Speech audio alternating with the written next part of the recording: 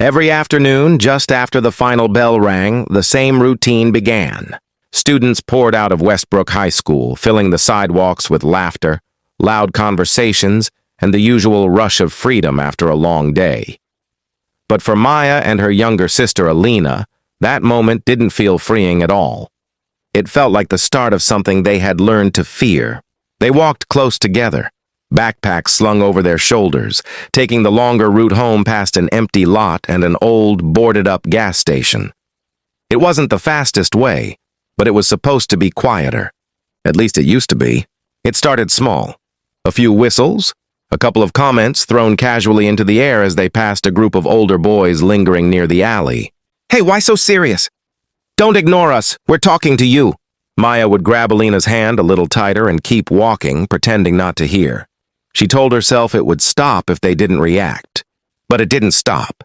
Each day the boys got bolder. They began stepping into their path, forcing the girls to walk around them. One afternoon, one of them kicked Alina's backpack hard enough that it fell off her shoulder, spilling books and papers across the cracked pavement. The laughter that followed made Maya's chest burn. She knelt quickly, helping Alina gather her things, whispering, "It's okay, just ignore them," even though her hands were trembling. Alina didn't respond.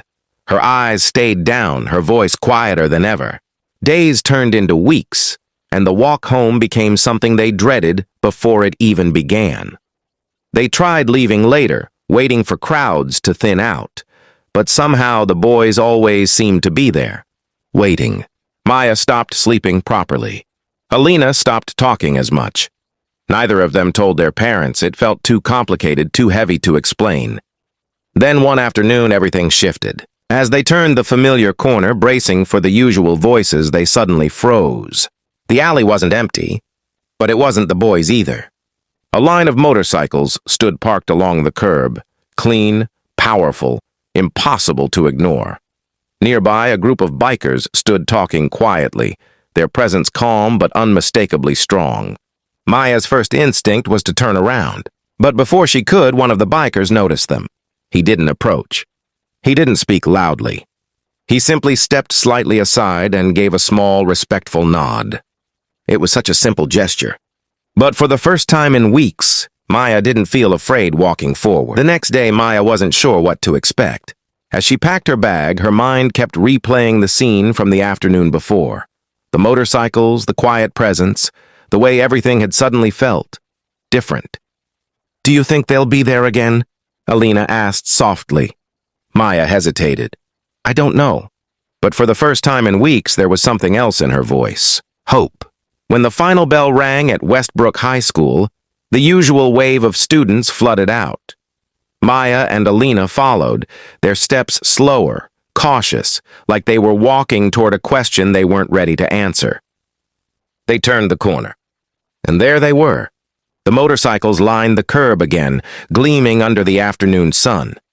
The bikers stood nearby, calm and unbothered, talking among themselves as if they had all the time in the world. But this time, something else caught Maya's attention. Across the street, the boys. They were there. But everything about them had changed. Gone were the loud voices and mocking laughter. Instead, they stood in a loose group, shifting awkwardly, glancing toward the bikers and then away again. One of them muttered something, but no one moved forward. It was like the confidence they once had had quietly disappeared. Maya felt it immediately.